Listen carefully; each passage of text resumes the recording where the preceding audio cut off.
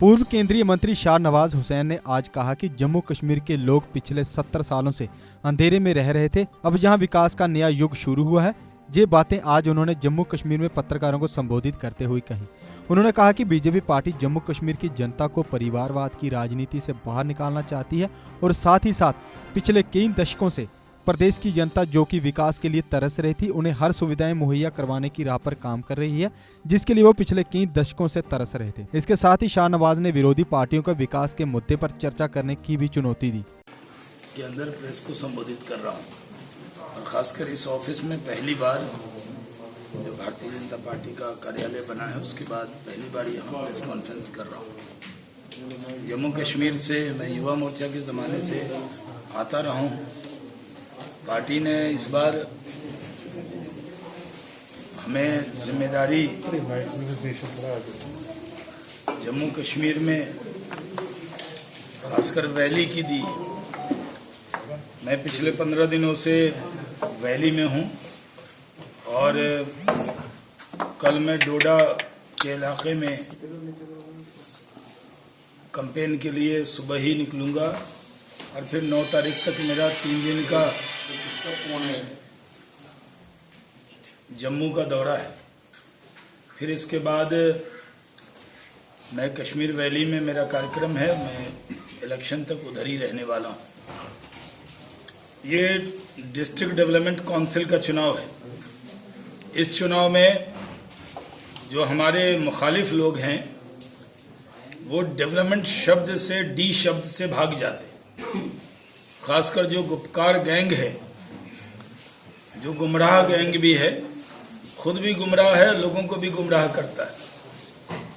उनको ये उम्मीद नहीं थी कि इस तरह से भारतीय जनता पार्टी की बढ़ती हुई ताकत में वो कितने इकट्ठे हो जाए। हमारी एक बढ़ती हुई ताकत है और अगर हम जहां भी मजबूत होते हैं हमारे खिलाफ, नॉर्थ में उसको महागठबंधन कहते हैं, यानी बीजेपी वर्सेस ऑल।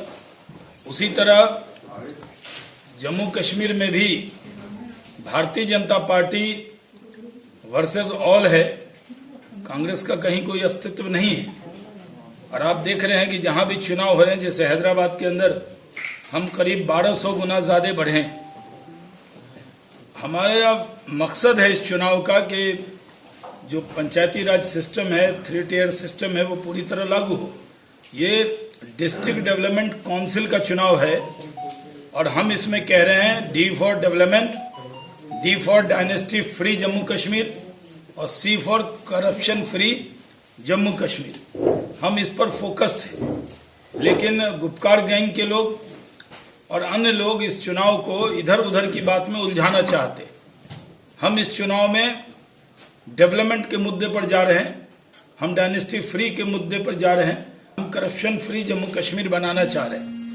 और जो नई परिस्थिति का निर्माण हुआ है, जम्मू में बड़ी तादाद में लोग हमारे साथ हैं।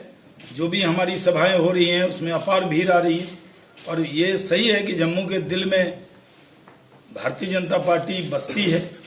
और कश्मीर वैली के अंदर भी जिस तरह का रिस्पांस आया है, कल वेलहम इलाके में जब मैं कैंपेन में गया, वो इलाका जो हिजबुल का नंबर 2 कमांडर है जो पाकिस्तान में रहता है, आमिर खान, उसका इलाका माना जाता है, लेकिन उसमें भी हमने भारतीय जनता पार्टी का झंडा कल लहराया है। और जिस तरह वहां रिस्पांस आया वो भी एक अपने आप में बड़ी बात है। मैं इस पूरे चुनाव में हमारे विरोधियों को चुनौती देता हूं कि जो भी बात करनी है डेवलपमेंट पे करो, लेकिन यहां पर राजतंत्र के बाद लोकतंत्र लाने में कोई जो कोशिश हुई थी वो नहीं हुई। एक नेहरू गांधी परिवार के लोग, उसकी डायनेस्टी है, कांग्रेस हुकूमत करती रही। दूसरा अब्दुल्ला फैमिली जिसके 4 लोग रहे, जीएम शाह जी को जोड़ लें तो 4 चीफ मिनिस्टर रहे। अब तीसरी डायनेस्टी है मुफ्ती सईद साहब की, जिनमें महबूबा जी और मुफ्ती साहब। इन लोगों ने हुकूमत करके आज भी कुछ नहीं किया। जो कुछ भी किया है वो हमने किया। आज कोरोना काल में मैं कई इलाके में गया हूं, लोगों ने कहा कि अगर नरेंद्र मोदी जी न होते तो हमारा क्या होता। गरीबों को अनाज पहुंचाना, उनकी चिंता करना। यहाँ जम्मू में भी, कश्मीर में भी जितना भारतीय जनता पार्टी के कार्यकर्ताओं ने लोगों की उम्मीद पर खड़े उतर कर काम किया है, इसकी मिसाल पूरे देश में दी जा रही। यहाँ के लोगों को हमारा मकसद है जम्मू कश्मीर को दुनिया का सबसे बड़ा टूरिज्म का हब बनाना। आज भी जितने टूरिस्ट माता वैष्णो देवी में आते हैं उतनी बहुत सी जगह नहीं जाते हैं, क्योंकि जम्मू में जम्मू के लोगों के लिए माता वैष्णो देवी का यहाँ पर मंदिर होना और उससे भी बड़ी बड़ी तादाद में टूरिस्ट का आना। उसी तरह जम्मू और कश्मीर के अंदर टूरिज्म के जरिए इसको और आगे बढ़ाना, यहाँ के नौजवानों को रोजगार से जोड़ना, और ये मकसद पूरा हो सकता है। लेकिन इस चुनाव को जहां अन्य दल ये समझ रहे थे कि भारतीय जनता पार्टी किस तरह लड़ेगी, तो भारतीय जनता पार्टी ने ये पूरा चुनाव बहुत गंभीरता से लड़ा है। और इस चुनाव के अंदर हम सब कार्यकर्ता हैं, चाहे पार्टी में पद कितना भी बड़ा हो जाए, कोई कैबिनेट मिनिस्टर हो जाए, कोई पार्टी का राष्ट्रीय पदाधिकारी हो जाए, लेकिन वो कार्यकर्ता ही रहते हैं। हमारे विरोधियों को बहुत एतराज है कि भारतीय जनता पार्टी के इतने नेता क्यों आ रहे हैं। अरे हम कार्यकर्ता हैं, हम अपनी पार्टी का कमल के फूल का प्रचार करने, कमल के फूल के झंडे को लहराने के लिए अगर जम्मू कश्मीर आ रहे हैं तो उनके नेताओं को भी घूमना चाहिए। वो घूमते नहीं, वो सिर्फ इल्जाम लगाते। फारूक अब्दुल्ला, उमर अब्दुल्ला, महबूबा मुफ्ती या गुपकार गैंग के जो लोग हैं वो जम्मू कश्मीर के लोगों को गुमराह करना बंद करें। पहले भी 70 साल तक इन लोगों ने गुमराह किया है, अब कोई गुमराह होने वाला नहीं है। सोशल मीडिया का दौर है, एक बात भी छिपती नहीं है, सब बात सामने आती है और सब जानते हैं कि ये राजतंत्र के लोग हैं, इनके हैं और ये खुद लोग यहाँ के बच्चों के को हथियार थमाते हैं। हमने पहले भी कहा, घाटी में भी कहा कि हम नरेंद्र मोदी जी आपको कलम थमाना चाहते हैं, हथियार छोड़िए, कलम उठाइए और जो आतंकवाद करेगा वो ऑल आउट कर दिया जाएगा।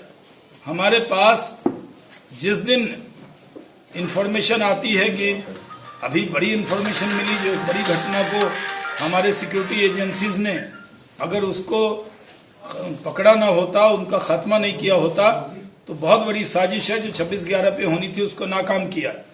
हम लोग यहाँ के किसानों के लिए, यहाँ के लोगों के लिए जितना भी कर सकते हैं वो कर रहे हैं। लेकिन सबसे बड़ा जो हिस्टोरिक ओकेजन है कि इस चुनाव में पहले भी आपको याद होगा कि जब गडकरी साहब अध्यक्ष थे तो राजनाथ सिंह जी के नेतृत्व में एक टीम बनी थी कश्मीर कमेटी, और उसमें मुझे सौभाग्य था कि मैं भी उसमें मेंबर था, जिसमें राजनाथ सिंह जी, नड्डा जी, अपने रविशंकर प्रसाद जी, माया सिंह जी और मैं उस डेलीगेशन में यहाँ आए थे। और हमने जाकर उन लोगों का दर्द देखा था जिनको वोटिंग राइट नहीं था, जिनको वाल्मीकि समाज के लोगों का से हम मिले थे, पाकिस्तानी रिफ्यूजीज से मिले थे, वो जो वहाँ गोरखास थे उसको भी वोट कास्ट करने का जो अधिकार नहीं था, सबसे मिले थे। और मैं मानता हूं कि इस चुनाव में पूरे देश के अंदर इस बात की चर्चा है कि अपने ही मुल्क में वोट डालने का उनको एक अधिकार मिला, जो लोकल बॉडीज में नहीं डाल पाते थे उनको अधिकार मिला और जश्न के साथ उन्होंने वोट डाला। मैं मानता हूं कि ये जो गुपकार गैंग के लोग हैं ये गैंगअप क्यों हुए, इनको बड़ा एतराज होता है कि हम उनको गैंग क्यों कह रहे हैं। अरे भाई, आप गैंगअप हुए हैं तो गैंग नहीं कहा, हमने आपको गैंग ऑफ वासेपुर तो नहीं कहा, लेकिन आपने गैंग ऑफ वासेपुर से भी ज्यादा काम किया है ना। आपने जम्मू कश्मीर के में लूट की छूट दी अपनी हुकूमत में, आपने जम्मू कश्मीर को लूटने का काम किया। जम्मू कश्मीर की आवाम इंसाफ चाहती है और नरेंद्र मोदी जी वो इंसाफ देकर रहेंगे। हमने कहा न खाएंगे और न खाने देंगे। जिन लोगों ने जम्मू कश्मीर को लूटा है, जिन्होंने रोशनी स्कीम बनाकर सारी रोशनी अपने घर में पहुंचा ली है, आम लोगों को वो रोशनी नहीं पहुंची, वो रोशनी आम आदमी तक हम पहुंचाएंगे। हमारे लिए गुपकार गैंग के लोग जो हैं उनको जवाब देना चाहिए कि आखिर आजकल बदली बदली जबान क्यों है। फारूक अब्दुल्ला साहब कभी पार्लियामेंट में जाते हैं तो जोर से भारत माता की जय कर देते हैं, कहीं रामधुन भी गा देते हैं और वहां पर जाकर कहते हैं हम चाइना को बोलेंगे। कभी महबूबा मुफ्ती कहती हैं कि पड़ोस वाले से बात करो। अरे ये डिस्ट्रिक्ट डेवलपमेंट काउंसिल का चुनाव है, डेवलपमेंट पे क्यों नहीं बात करते। मैंने आम आवाम से मिलकर बात की है। मैं बहुत सारे कश्मीर के तो हर डिस्ट्रिक्ट में गया हूँ, जम्मू में आज से मेरा दौरा शुरू है। मैंने लोगों का नफ्स जाकर देखा है। लोग डेवलपमेंट चाहते, अपने बच्चों की तरक्की चाहते, और ये कोई और नहीं दे सकता, ये बीजेपी दे सकती है। बीजेपी मिलिटेंसी के खिलाफ, सेपरेटिज्म के खिलाफ, और जो यहाँ फोर्स है, बांटने वाली फोर्स, उसके खिलाफ पूरी तरह इकट्ठे होकर लड़ने का काम कर रही। आज मोदी जी के नेतृत्व में हम पूरी तरह ईमानदारी से सरकार चलाने की काबिलियत रखते हैं। इसलिए आपने देखा कि मेरे ही स्टेट में, बिहार में, जब पहले फेज में पहला फेज हम लोग बहुत अच्छा नहीं जीते। अगर फर्स्ट फेज को देख लेंगे तो हम सरकार में नहीं आते। लेकिन जैसे ही नरेंद्र मोदी जी के मुबारक कदम बिहार की सरजमी पे पड़े, पहली सभा उन्होंने गया में और भागलपुर में की, और उसके बाद से उन्होंने 12 सभा की।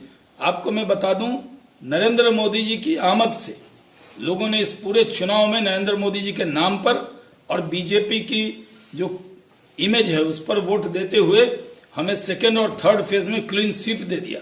और क्योंकि कांग्रेस पार्टी तो ऐसी है, उसका नाम लेना भी लगता है जैसे कोई आदमी गुजर जाए तो नाम नहीं लेते, ज्यादा उसका दुख भी नहीं होता है। उनके बारे में बोलते हुए वो इस लायक भी नहीं रहे कि उनके बारे में चर्चा हो। वहां पर आज कांग्रेस की हालत ये है कि कांग्रेस पार्टी को नहीं पता, उनके नेता 2 दिन प्रचार करते हैं, 2 दिन जाकर मसाज कराते हैं, आराम करते हैं, पैर में दर्द हो जाता है, बदन दुखने लगता है, और उसके बाद उन्हीं के नेता उनको चिट्ठी लिखती। और ऐसी पार्टी जहां जिस पर कांग्रेस का पंजा लगता है, देश पर लगा तो देश की हालत खराब हो गई, जम्मू कश्मीर पर लगा तो जम्मू कश्मीर की हालत खराब हो गई। तेजस्वी यादव के लालटेन पर उन्होंने पंजा लगाया तो नीचे से तेल निकल गया और लालटेन बुझ गई। तो आप ये समझ सकते हैं कि कांग्रेस जिस डाल पर बैठती है वो डाल सूख जाता है। आज कांग्रेस के 23 नेता ने लिख कर दिया, आज वो अपनी पार्टी में ही, अपने ही घर में कुछ कांग्रेस के नेता बेगाने से नजर आते। और मैं मानता हूं कि इसमें कांग्रेस, एक हमारे गृह मंत्री जी के ट्वीट के बाद कांग्रेस बैकफुट पर आती है। और गुपकार गैंग जो बनाया उसने, प्लानिंग उसने की, उसी के मोहरे थे ये। उन सब ने कहा कि अब गुपकार गैंग में कांग्रेस नहीं, लेकिन पर्दे के पीछे सारा खेल वही करती। उनके नेता जो बयान यहां देते हैं वो बयान कहीं दिल्ली में अलग देते हैं। देश के निर्माण और उन्नति में सहयोग, आपके हर कदम में आपका हमसफर। कश्मीर टर्बो TMT सरिया, चाहे भूकंप आए या तूफान, सुरक्षित रहें आप और आपका मकान। अपनाइए आपका अपना कश्मीर टर्बो TMT सरिया, trust and reliability. GK update रहे हमारे साथ। अगर आप ये वीडियो YouTube पर देख रहे हैं तो हमारे YouTube चैनल को सब्सक्राइब करें और बेल आइकन को क्लिक करें। अगर आप ये वीडियो Facebook पर देख रहे हैं तो हमारा Facebook पेज लाइक जरूर करें। For advertisement, please contact 705-109-1811.